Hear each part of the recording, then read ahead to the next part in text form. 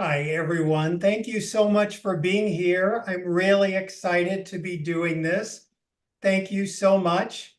I'm going to just change my recording settings for one moment. Give me a moment here.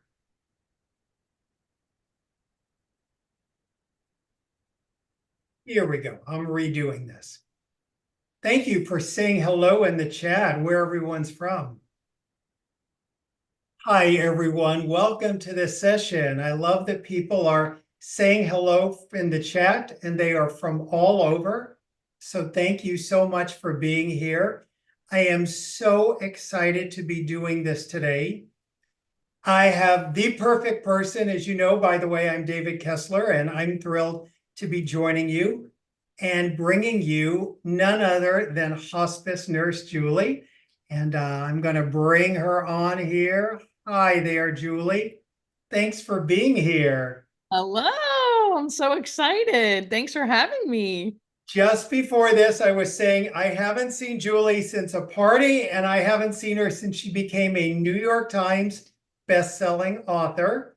Thanks. Congratulations. And I just want to say, no small feat with a book on death and dying. Yeah. Like, even a romance novel is hard to get it on the New York Times bestseller list, but amazing, amazing work. Thank you. So I got so many questions. Let's just dive in. Let's do it. I'm excited. Good to see you again, by the way. Good to see you again. Too. Yeah. You're an ICU nurse in the past. That is like the biggest fix-it world possible. ICU nurses, going to hospice nurses sometimes don't do well. Yeah. Like in hospice, you're like, we've got to teach her to stop doing it. How did you make that transition? And was that hard, or were you like, oh, this is where I belong? Or was it both?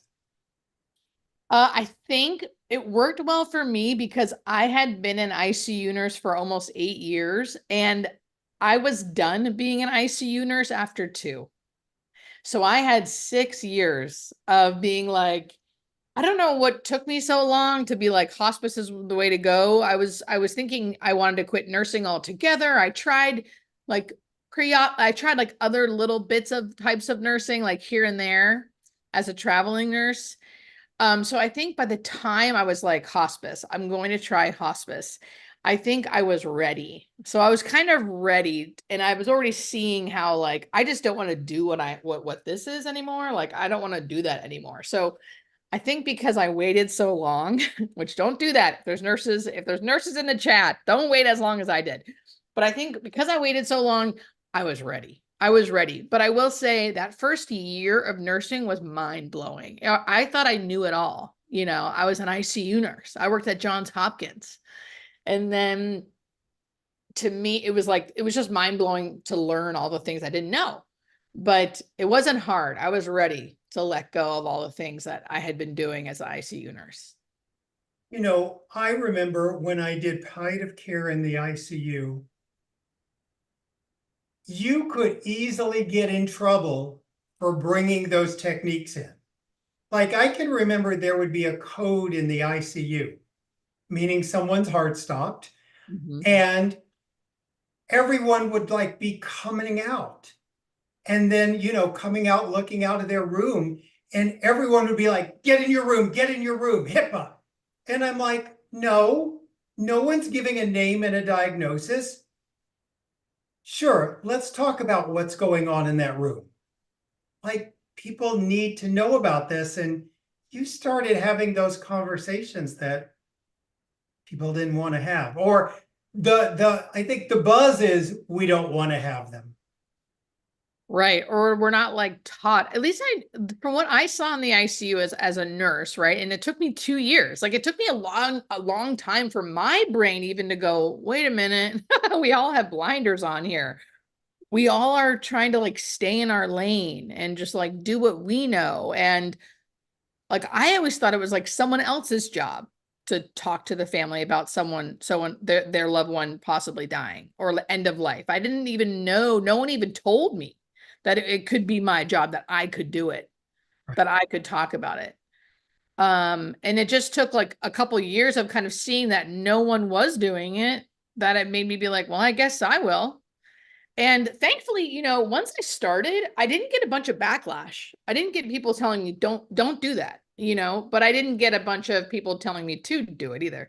Right, It's right. just, and you don't really have, I always harp on this because I think it's a big problem in our healthcare system. I didn't always have the time. I think it does take time to be able to like sit down and speak with patients and their loved ones about what was truly happening, having this like, Average nurse doesn't have. yeah, and you don't really have the time to have these really tough conversations. So you sort of, I'll do it later, maybe next time. If it comes up, like you don't have the time all the time.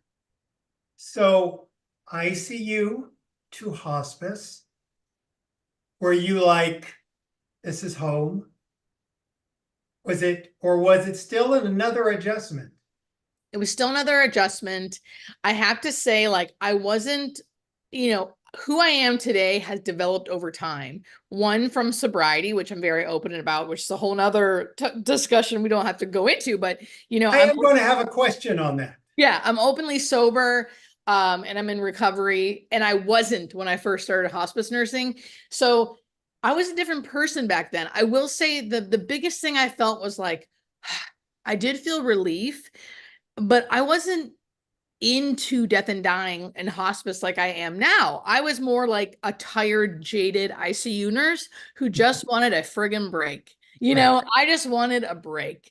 Right. And that's kind of why I did it. I did it too because like I knew I wanted to see a different way, but I wasn't this like kumbaya, no, I know how to speak about dying type of person yet. I was this tired, angry, drunk, not at work, but I was a drunk, Right. after work, when I first started. So I was just like beaten up and beaten down and just ready for a change when I first started hospice nursing. And then I transformed. So here you are in this transformation. You're a hospice nurse. And then do I have this right? A visit to your nieces kind of change your life? My tween nieces who are in this age now, again, this is another topic, but who are in the age now who they're like kind of jerks. They're like this teenager, like not quite teenagery, but kind of tweenish. And now when I see them, they're like, hey, like they don't even care. You know what they say to their friends now that I'm on TikTok? Because they're the ones that introduced me to TikTok, right? So I started a TikTok page because of them. Like I was watching them dance on TikTok. And then that's what got me into like, oh, I can educate on TikTok. And now that I have a TikTok following, that doesn't even give me cred with them. They're like, she's on TikTok, but she's like an adult teaching stuff. They don't even care. They don't care, but it's because of them. And I put that in my acknowledgments in my book. Because without TikTok, even though I'm not like a crazy fan of TikTok anymore, don't tell anybody, but it's just kind of annoying. But it changed my life. It changed my life. I'm I forever. just arrived at TikTok this year. That's how late to the party I am. Yeah. But and it's funny, no matter, just like you say, New York Times bestseller, no cred with the young. With my kids growing up, there was nothing they found interesting about me. And then my book on deathbed visions was used for the premiere of The Walking Dead. For 1 week, I was cool. Like 1 week, I was cool.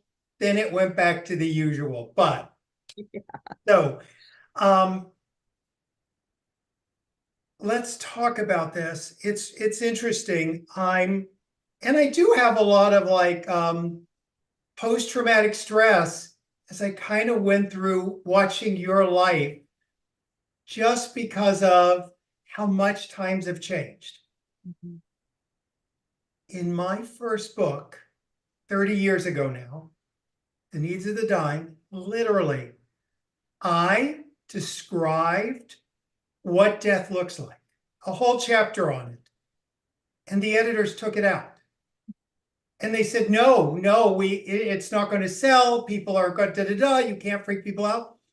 I was like, I had to fight for it to be there. And the compromise was, it starts out with, you can skip this chapter if you want. Like, who writes that in a book? Skip this chapter if it's too much. But you have really brought this conversation of death to the forefront by TikTok, by Instagram, by all the social media channels you're on. What's been the response to that? Because I'm sure it wasn't what I got, the pushback. I mean, but I bet you do get some pushback. Tell us about that. Yeah, that's the one. Okay, so there's a few videos I definitely get pushback from the actual social media platforms. And I was like you. I mean, you know, you and I both know this, and many people here who are listening know that people don't know what it looks like to be dying, to be actively dying. They don't know how that looks. TV and movies have done a disservice. Now, I don't know how they really make it that realistic anyway, because it is hard to replicate if you're alive, right? But and I went to one day, I go, I want to show that on my video. So I went to go Google it, like real life actively dying. And it's nowhere to be found. You can't find videos like that because apparently they don't let us show it. Because when I actually sent out a video to my followers, if you feel comfortable, send me videos of your loved ones actively dying. And I went through a whole legal thing where, you know, they sign things off and they give me the ability to actually show this video. And that started my series of real life actively dying videos that always get millions and millions and millions of views. People want to see this. And I get the biggest response in the sense of, when I get personalized emails or personalized messages, almost all of them are from people saying, I saw this video of the real life actively dying and it prepared me so much. It helped me so much. Thank you so much. Right. So I get a bunch of thank yous. Oh, this is great. This is so helpful. And I get the most pushback because social media platforms try to, they basically have, almost all of them have warned against me doing this and have threatened to shut down my channels for being too graphic, which I push back and say, this is the problem. This is not graphic. This person is not suffering. They are not being tortured. This is real life. This is actually what someone actively dying looks like, and it's not graphic. That's the problem, that we think it's graphic. This is more natural than anything we've ever. This is life. This is life. And when you think about, if you dig on the internet, the things you can find, The things you can actually find that are just like hideous and shouldn't exist. Right. If I can add why this is so important, I'm sure this is true for you, me, and everyone here that works in end-of-life care hospice. People come up to us all the time and go, I wish I had known about your stuff and all this sooner. My loved one had a horrible traumatic death. And I'll say to them, what happened? And they'll describe the active dying process. Yep. And I don't even want to say to them, I mean, I said them gently. I say, I know your experience felt traumatic, but just know that is what death looks like. Because they were looking for the nodding off TV version. Yep, they were looking for the long monologue and then the die. People always ask me, what were the best last words you ever heard? And I'm like, I do have a couple good stories with that, but generally speaking, I hate to tell you this, people don't know they're going to say their last words. People aren't talking before they die. People are, like that's not really how it happens most of the time. So, and I think that's important for people to know that it's not this big, people don't know exactly when they're going to die, give this big long monologue of last words and then die. That's not how it goes down. So let's talk about hospice. I have this, as we speak, going on in my family. And it's interesting, we had a conversation this morning, and one family member said, I'm concerned if we go on hospice, it's the beginning of the end. And the family member said, what's our response? And I said, well, my response is, the end is already happening. It's about, do we add some support? Hospice doesn't create the end. Our body is winding down. Tell us about those hurdles to get on hospice and what blocks us from going on hospice. Because it's in your home, it's wherever you live, amazing nurses, social worker, clergy, physician. What's our hangups in your view? I think lack of education, including in our healthcare system. It starts with our healthcare system. I have heard doctors and nurses say things like, "Oh, it's not time for hospice yet. Oh, not yet." And I'm looking at this person like, if not when? What do you mean? And also, have you talked to them? Do you know what they want? Like maybe it really is time. So I think it starts there too with other. I know as an ICU nurse, I never talked about hospice ever. I was an ICU nurse. People were dying all the time. Why are we not discussing this? Right. So I think it can start there. There's a big problem with a lack of awareness around the program and how it even works, even in our own healthcare system. If you're not working in this little sleeve of healthcare, no one knows about it. That's kind of how it is everywhere. I don't know a lot about cardiology, right? But I know a lot because I haven't worked there extensively. So that's one. Two, I think it's like what you said. People say, I think hospice is the beginning of the end. And the harsh answer is kind of like, well, it is. And if it is, how do you want the end to be? And why can't we talk more about the end? Right? We're all going to have it. That's inevitable. So if that's inevitable, what do you want your end to look like? And wouldn't I personally, I think the denial of death is like this huge issue that we all have. We all deny that we're going to die, or at least we try to, or like we don't really think about it. We know it, but it's kind of like out there somewhere, not now type of thing. And I think it's like, no, it's all about the now. We're always in the now. I think we should all live like that. That's about, I think contemplating our own mortality on a daily basis is not depressing. It actually helps us live out the rest of our life. And the last thing I'll say about hospice, which I could go into, there's so many regulations and stuff that people don't fully understand, but I truly believe hospice is about living. Right. I think when I say that, it almost makes me cringe because it sounds so cheesy, but it's real. Hospice is about living. You're not dead yet. So how do you want to live out the rest of your life until you die? And some of those myths, people say like, well, what if they get better? Well, great. You go off hospice. Like no one forces you to die. I'll tell you, as long as we're talking about things we've heard, I just want to say one doctor years ago when I was working at a hospice said to me, David, I'm not sending anyone over to your hospice. And I said, can you tell me why? Oncologist, lovely oncologist, but not surprising. He said, every patient I send to your hospice dies. And I said to him, that's so true. And your patients, you could send them to Target or 7-Eleven and they would still die. Yeah. They're not dying because they're going to hospice. They're dying because it's the end of their life. Yeah, they're dying whether they go on hospice or not. They're dying whether they go on hospice or not. Right. And it's been clinically proven now, only specific diseases, because they've only done studies on specific diseases, but it's been clinically proven that hospice helps you live longer because you stop certain treatments that are actually detrimental. You get the care you need. You get the symptom management you need. Many people come to life when they're on hospice. People don't believe that. I've seen it many times, especially people with like really severe pain and stuff that have been like really suffering, trying to do different treatments for their cancer. And they haven't really been getting good pain management because it's hard to do good pain management if you're not on hospice, which is a whole nother unfortunate thing. But then they go on hospice, their pain's managed, and they finally feel like themselves again.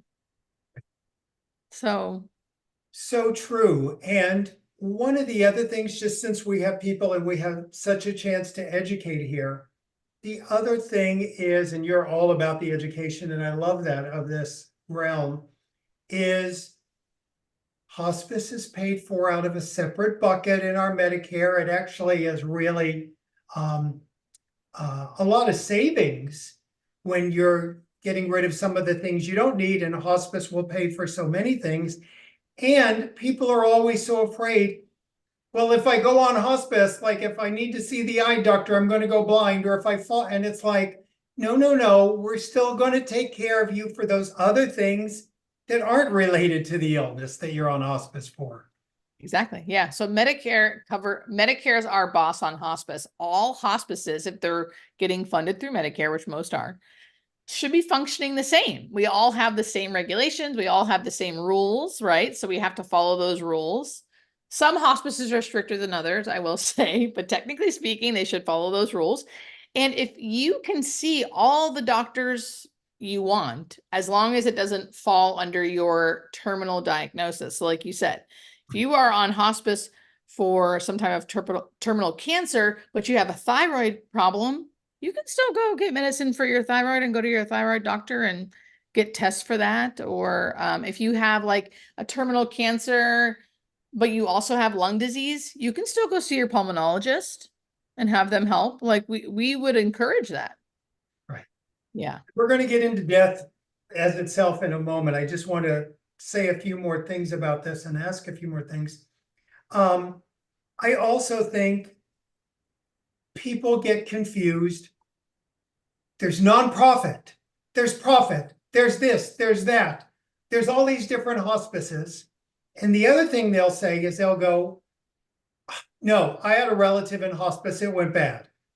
I always say to that, I'm so sorry that you had a bad experience. But that's like saying, I went to a restaurant and I'm never doing restaurants again. Like there's not one hospice out there. Right.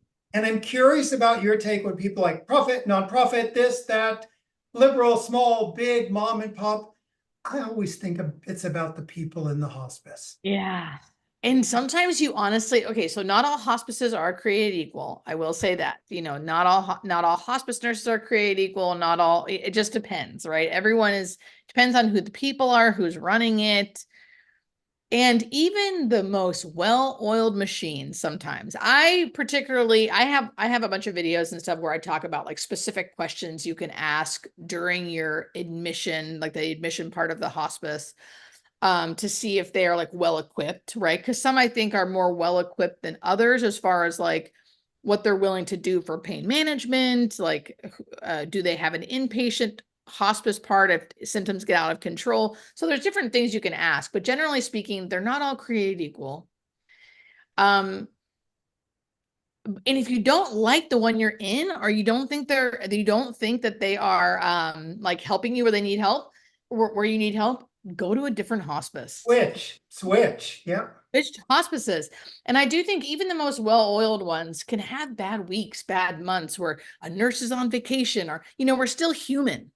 We're still human. So I think the biggest thing people need is education. That's the whole reason why I started my channel, is because you can have the best hospice team out there, and people still just don't know that like they're mostly doing the work. Like I think most of our families are disappointed because they're like, we did everything. Our hospice nurse was there a couple times a week. A CNA was there a couple times a week, but I was there. They didn't realize that that's what's expected. Like, unfortunately, that's the world we're living in. Like, if you go on hospice in your home, you, the family, are the ones doing most of the work. We are there to guide you, to help you, to provide you with the 24-hour number to call us so we can tell you what to do. But like when your loved one's actively dying, we're not there. As long as they're comfortable, you are there. And I think many people are like, what the heck? You left me out to dry over here. So I think just educating about how like they actually did a fine, quote unquote, fine job, and are like what they were supposed to do, but probably didn't feel like a lot of support because you don't get tons of support. Does that make sense? Like, I feel like we don't. So if I could change one thing, I would change that every family gets a 24-hour care. But that's what they think they're going to get. Like That's what they think they're going to get. TV version again, unfortunately, Yes. it's not true. Yes. And we're going to talk about that moment of death too. But, I have a big grief group, Tender Hearts. And in Tender Hearts, one of the things, and it relates to your ICU experience, there's people who are so traumatized by the shock of their loved one's death. And I hear the story and I have to say to them, on behalf of the medical system, I apologize because we failed you. Yeah. You think you were thrown off a cliff? And in some ways you kind of were. Like 1 minute we were trying this, and then all of a sudden, they said there's no hope. And I'm like, and we did that to you. Yep. We did that. So I always feel bad. We're also doing anticipatory grief now, which is what we're talking about. What do you think is the most thing someone's watching, or we're helping caregivers? What's the most important thing you would want them to know about entering this time of their loved one's life? I think it's less about doing things and more about being with them. In the sense of when someone, I think you can feel a lot of you don't have a lot of control. There's a lot of lack of control, which makes us feel wildly uncomfortable, including me. So then I'm the same way. Like, I get it. I want things to be black and white. I do this, this happens. Like, tell me what to do. I think we get in this do mode to kind of try to feel better and feel like we're doing something. And a lot of times that's not how it works. And it's really uncomfortable.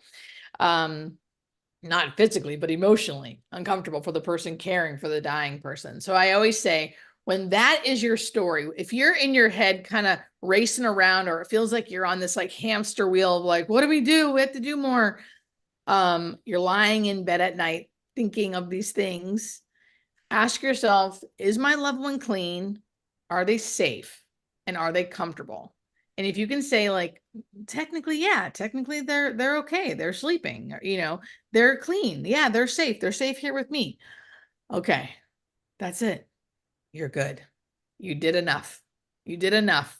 And just to try to calm that part of you that is anxious and wants to know more and when and what if, and because you'll start, I know, because I hear people tell me, they say like, well, how long do I have? How long is this going to last?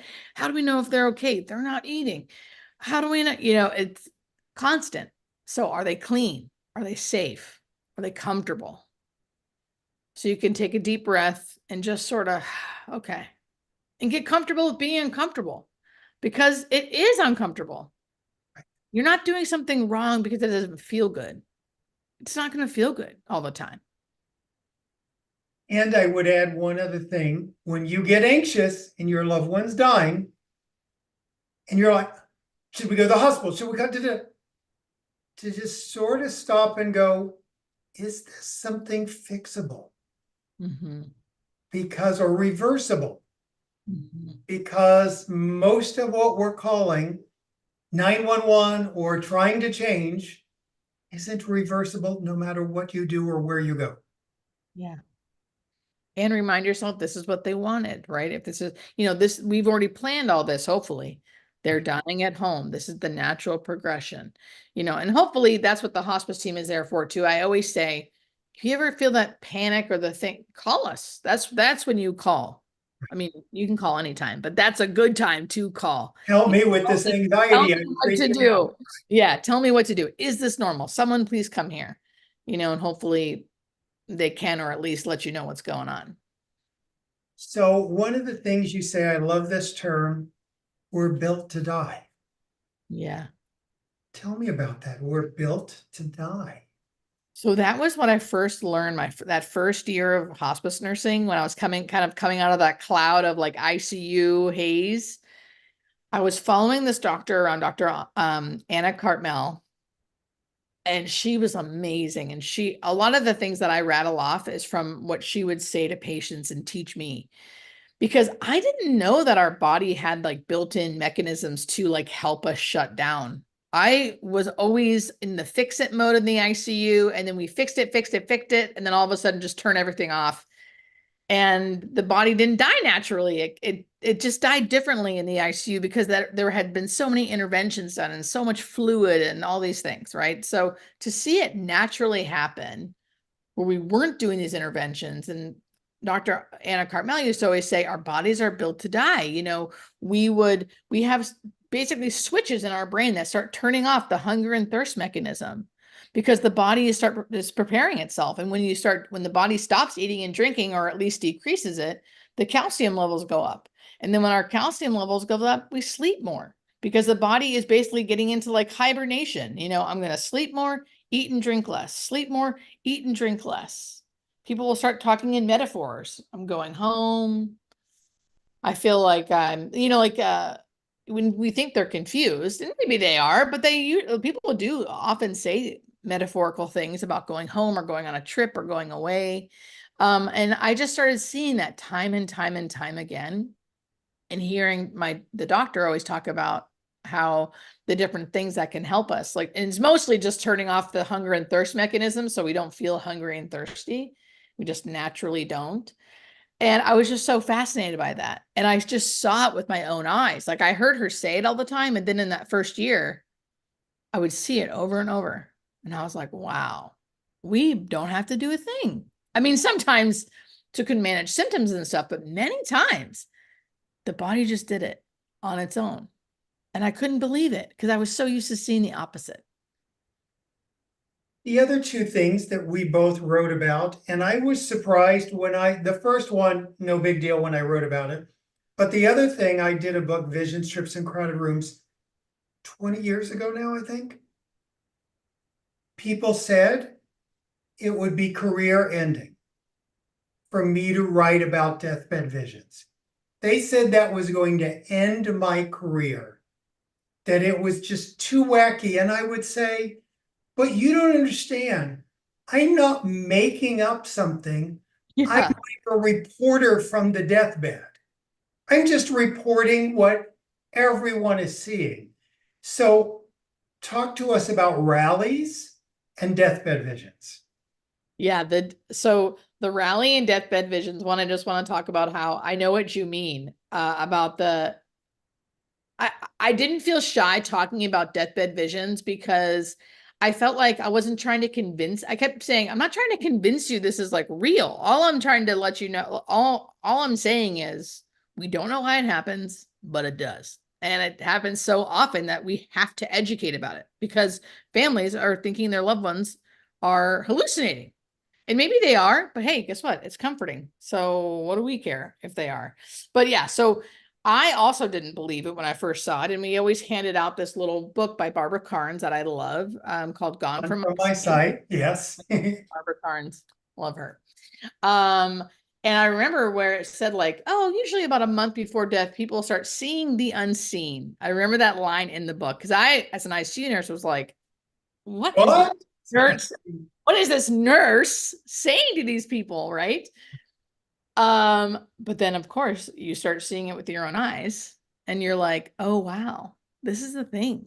I mean, so much so that it's like hard for me to even recollect like times when it happened because it honestly happens so often and I've seen ICU psychosis. I've seen delirium. I've seen when someone's oxygen's too low and they're saying weird things. I've seen all of that. This is different. Visions are usually different than a clear. hallucination. Yeah.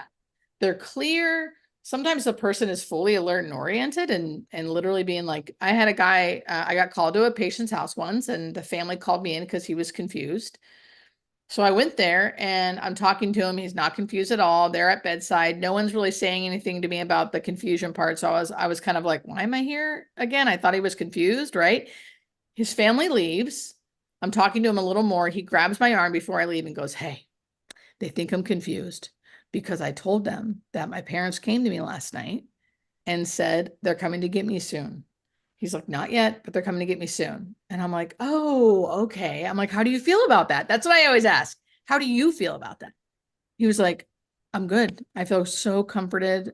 I don't know why it happened, but I feel great about it. Right. So I'm like, lovely. And I educate him about how that's normal, yada, yada. And then I leave his room and the family grabs me before I leave. Hey, he said he saw his dead parents. We need to start medicating him. Blah, blah, blah. And I'm like, no. This is okay. This is all normal. And just go with it. Just go with it. And the rally happens more than that. The rally happens in like 1/3 of all patients where people look like they're getting very close to death. And then suddenly, boom, they have this burst of energy. And some rallies are huge. They get up, they walk, they're joking, they're hungry, they're doing all the things for a few hours, maybe a couple days, and then they die shortly after. So it's like this final burst of energy. And I like to educate about it when I first see the families so they can kind of savor that moment if they see it. Because I mean, I will do this, but I hate doing it when it's happening. Like when being like, they're gonna die soon. Just the bearer of bad news. Of course I will do it, but I like to try to educate before Right. before it happens. And Here's, go ahead. here's how I finally ended up doing that. One, this was years ago, I would say, did you see the movie Moonstruck? Because like in Moonstruck, the guy's mother got up and started cooking for everyone. I was like, that's the rally. Yeah. And I would also say, because I didn't want to say people would go, oh my gosh, it's a miracle. And I didn't want to be the one to go, it's not a miracle, it's the rally. Yeah. I would say, wow, I think you've been given the gift, a little more good time. Yeah. Take advantage of it. Yeah. Yeah, it's remarkable. My story I will never forget is I was in a room, the whole family was dying. All of a sudden, elder parents there, everyone's there, and the person's dying, and she goes, Robert's here. Who is Robert? Why are you here for me? And she starts talking about Robert. And the whole family's like, does anyone know Robert? Does anyone know Robert? No one knows Robert. And I look at mom, who's probably in her 80s, and she's white. And in a few minutes, she got up, and I went out and followed her, and I said, are you okay? She goes, I need some water. I need to get outside. I said, let's go walk outside. This is in a hospice unit. She gets out, and I said, do you know who Robert is? And she just starts crying. And she goes, no one knows this. And I said, I won't share it with anyone if you want to share it with me. She goes, I made a mistake with a coworker named Robert. He's actually her father. Oh my God. And he died years ago. Now, how do you explain that? No, seriously. Like you see things like that, like how do you, that's like not, oh, a lack of oxygen. Like, how do Yeah. you come up with Robert when like no one knew? Yeah. I Yeah. mean, I like those stories came up. That's like I interviewed so many doctors and nurses and clergy who had all these stories like Yeah. So Yeah. amazing, amazing stuff. Tell me about this title. Nothing to fear. So what's funny? Can I tell you? Okay, so truth. I do love Nothing to Fear, and I truly believe it. I love that title now. But I was thinking, so there's a caveat in the beginning that says it's normal to fear. Because I wanted normal to fear. Ooh, okay. Because it is normal to fear the unknown, the ultimate unknown. And I kind of lost that battle to Nothing to Fear because it sounds more catchy. And I also think that like demystifying death to live more fully, nothing to fear. But I do but they did let me have a caveat in the beginning of saying, not only is it nothing to fear, it's normal to fear. And I always say, like, if you feel afraid, that doesn't mean you're doing something wrong. It just means you're normal human. Like everyone's going to have it, and just speak it anyway. Speak the fear. Speak about how you're afraid. The patients that I've seen live well and die well just weren't not afraid. They were afraid and said something. And there's something about speaking your truth that kind of releases that grip that it has on you. Right. So that's my main message with that. That's why I do think it's nothing to fear, and we're human. We're So human, so of course we still do. have emotions, yeah. Right, right. I love that. So, what do you think is there's a fascination that I would say a lot of TikTok viewers, and maybe all of us admit it, have around this thing we're all going to do called death. What is it about death that scares us, and how do you think it can help us? Well, for me, like from what scares me about it, when I have like my human emotions, it's just the Right. unknown, right? Like anything unknown, anything I don't fully understand, I will avoid, and it's scary. And I think that goes for most people, from working with people who are dying all the time. Also, I think people don't want to leave their loved ones. They don't know what it's going, like the feeling of being leaving, and how the loved ones are going to handle it. So there's that fear, and there's fear around the what it's going to be like. Is it going to be painful? Am I going to suffer? That kind of fear. But I think ultimately it's about the unknown. At least I really do. I think anything you don't understand, you don't fully know, it's like the last frontier, right? Is always really scary. And I think the how do you help that? I think by learning about it. There are things to be known about the dying process anyway. I guess the final, once you die, that's the ultimate unknown, and that can feel scary. But ultimately, I think preparing and educating yourself you can actually do something about that to help decrease some of the fear or quell some of the fear. And ultimately, I think it's just about being honest and connecting. And you Right. can connect through honesty. Now, a couple of things here. I just want to hit a few things, and then I'd love to take some questions. If people have been putting tons of questions in, so we'll grab some. Let's go to sobriety, because I've talked about this many times in my own program. Taking pain medication at the end of life, in my view, is not breaking sobriety. I think everyone has to make their own choices, Yep. but your thought, Same. okay? Same. I mean, I think I get the fear around it. I will have fear if that has to happen, but I'm a big advocate for we are not doctors. Like like or some people are in program, but I mean generally speaking, um I think if it's under a doctor's prescription, and you only, it's individualized. Only the person doing the thing can say whether they are abusing it or not. And I have seen many people who were sober or are sober and in hospice and have to take pain medicine. And to me, it's like you're not even necessarily getting, people don't understand that if you have pain and you take pain medicine, you're not really getting high from that. You are taking away the pain. Like you're not like you have pain and pain receptors working in your brain that are firing, and that this medication dulls that. So you stop feeling that pain. So you're not necessarily even abusing it or getting high from it because it's actually what you need. Generally speaking, I don't think that's breaking sobriety. Now I do have fear over that because I'm sober, but doesn't mean I wouldn't do it. Um, Anticipatory grief, someone's asking the definition. That is the grief before the death. I always say two things about it: be present and don't attend the funeral early, because you want to Mm. still be there. So, what do you think helps people with anticipatory grief?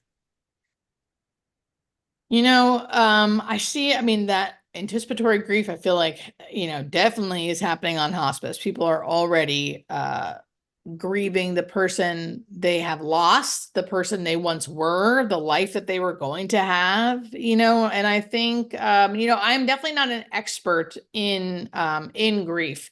So all I can speak on is my own personal experience and like what I've learned as a hospice nurse and what I've seen other people do that seems to be helpful.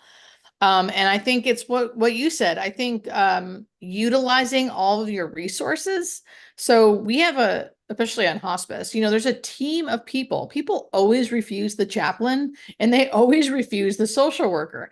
And the chaplain and the social worker are like amazing resources in the hospice team. They think the chaplain's going to do something religious, which is not, They they try won't to do convert that. you or whatever, change your Yes. religion, right? Yes. And Not my main thing is to always use those resources. They will make visits. They will make weekly visits. They will talk to you about all of the things. Generally speaking, I'm a big advocate for speaking truth. So if you're having pain, if you're suffering emotionally because of the anticipatory grief or feeling guilt that you're like, many people feel guilt that they're like, how long is this going to last? You know, like they've been unconscious for 10 days. How long do I have to sit here and wait? And they feel guilty for feeling that way. That's anticipatory grief. That's normal. You don't have to feel shame for that. And just say it. I mean, the biggest thing people say to me when their loved one dies, specifically if they have something that's been long term, like dementia, Alzheimer's, Parkinson's, they say they felt relief when their loved one died.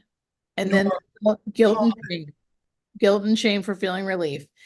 And it's like, you are so normal. You need to voice that because they carry that around, not telling anybody. No one can know. That's what I felt. And it's like, everyone feels that. Everyone feels that. It's so normal. The other thing I think people like have the evil eye fear. Like if we think like, oh my God, they're going to die, I'm inviting it. It's like, no. Once again, they're either dying or they're not. They're not dying because you thought of it. Yeah. Let's just do a few definitions real quick. I'll say them. You can tell me if I'm correct with these. Okay. These are just mine, the way I explain them. Yeah, I love it. I often say palliative care lasts 5 years of life. Hospice lasts 6 months to a year of life. And comfort care, someone asked, it can be the exact same things, or sometimes people call comfort care what they do in the hospital. Yeah. Yeah. Comfort care, I think, can be confusing because I always consider comfort care something the hospital does when they can't get onto hospice or like, or if they can't like make it home or something, they'll do comfort care only in the hospital, meaning like, it's kind of like hospice, but you're not going to hospice.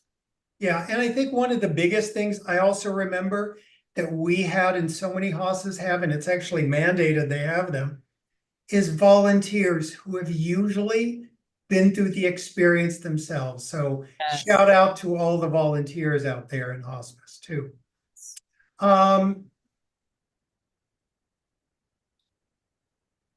The book's name she mentioned was Barbara Carnes's book, and it's just a little pamphlet gone from my site. All right. So a couple of things, just these two myths. Someone's asking about suicide. I always teach withdrawal from support, deciding not to take support is not suicide, and assisted death is not suicide. Same page? Yeah, agreed. Yeah, when people say assisted suicide, I always correct them and say it's not, I wouldn't consider it assisted suicide. Consider medical aid in dying. Right. That's what dignity. Isn't hunger cruel? Allowing hunger and thirst. Oh, right. But just go back and say another thing about. Yeah. So people on hospice are not really hungry and thirsty. So okay, so generally speaking, if your loved one is alert and oriented and they're saying, I'm hungry, I'm thirsty, let them eat and drink. They can eat and drink all they want.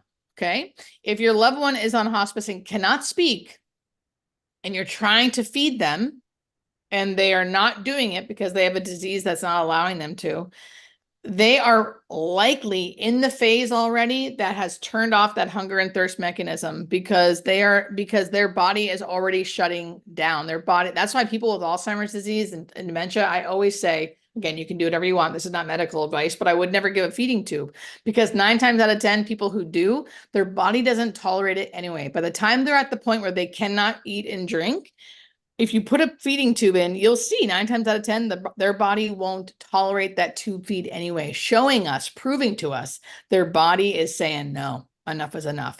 So our body, when I say our bodies are built to die, that is what I mean. People do not have big hunger and thirst pains. The only time, this is the only thing I'll say, a caveat. The only time I have seen that happen is when someone has had a stroke.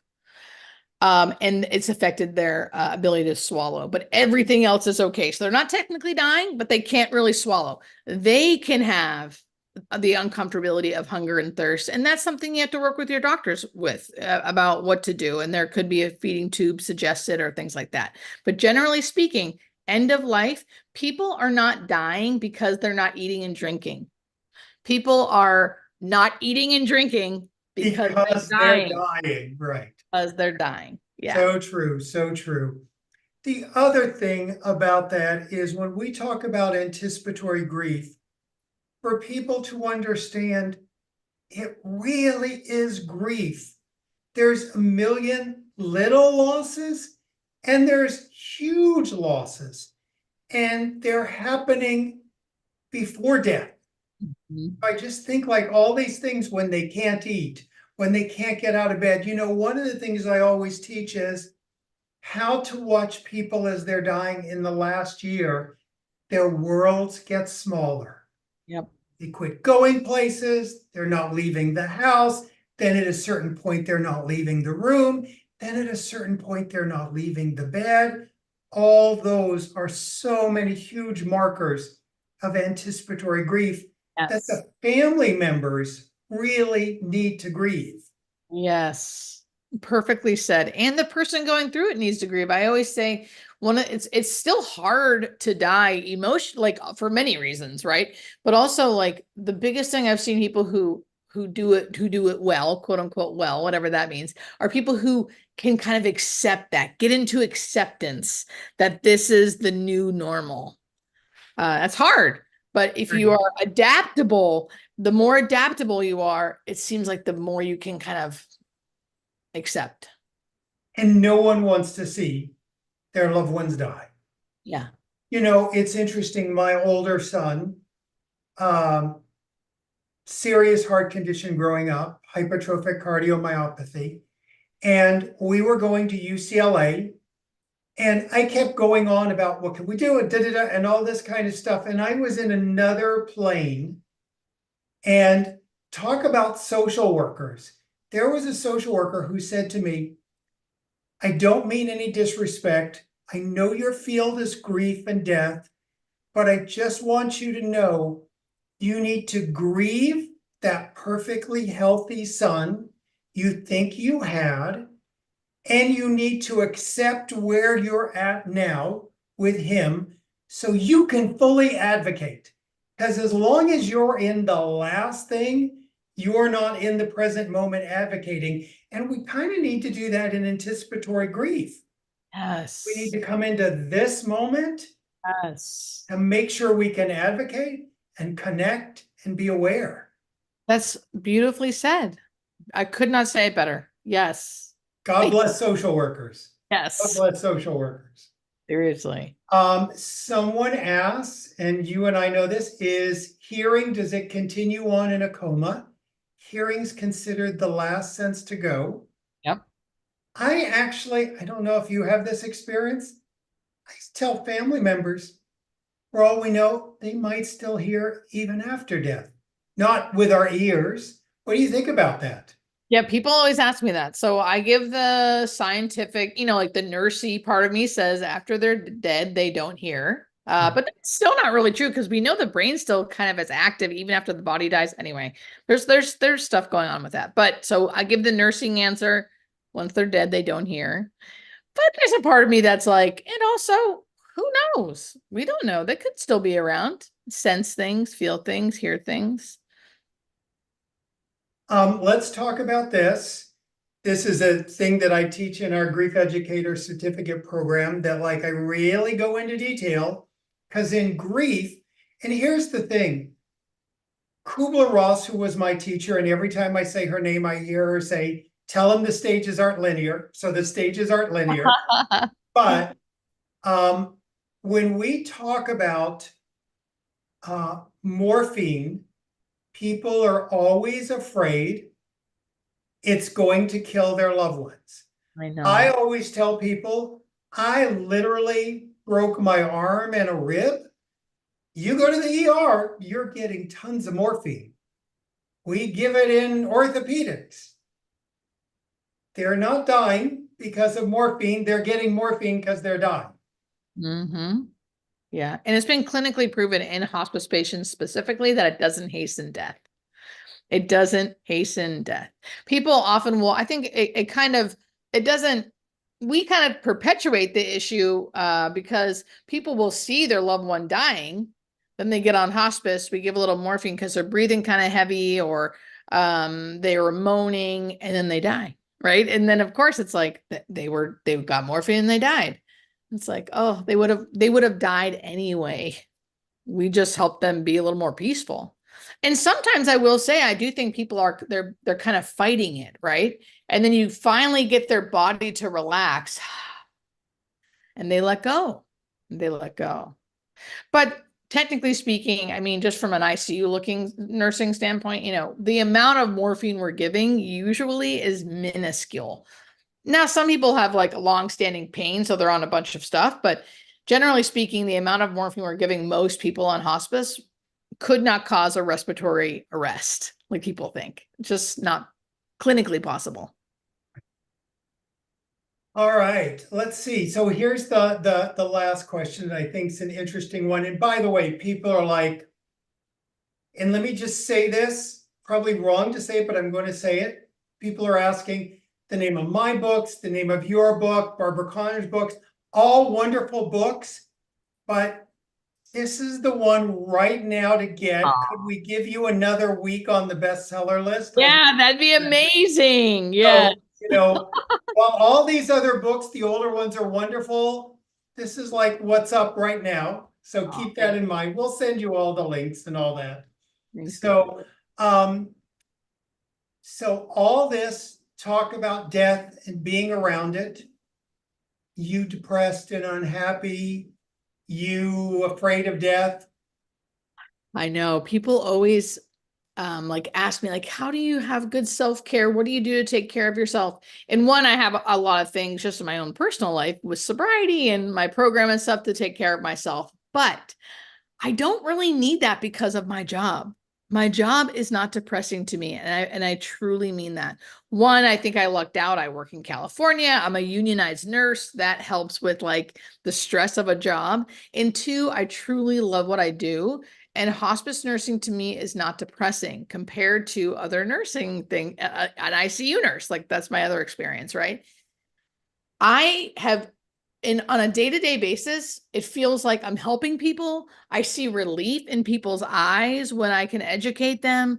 Like it doesn't feel depressing to see that. To me, it feels life-giving. So generally speaking, it doesn't make me sad. Every once in a while, it's hard, but truly every once in a while, maybe once every couple months. And I feel like being around so much death has really helped me shape the way I look at life, shape the way I live my own life. I mean it when I say I contemplate my own mortality on a daily basis. I do. And that helps me shape the way my day is going to go. Am I going to be excited that the sun's shining on my face, that I can drink my coffee, that that there's an ocean breeze, the little things that it opens my eyes to life as we know it, right? And the day that I'm in.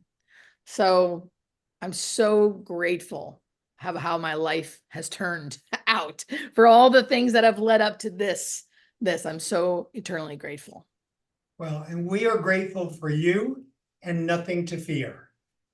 Thank you so, so much for being here. We really appreciate it. All of you watching live and those of you in the replay. Thank you. Thank you, Julie. Thank you, everybody. Opening up the conversation. So, so important. Thanks, David, so for being so generous and sharing all of your people with me. Hi, everybody. I'm so glad. It was so nice.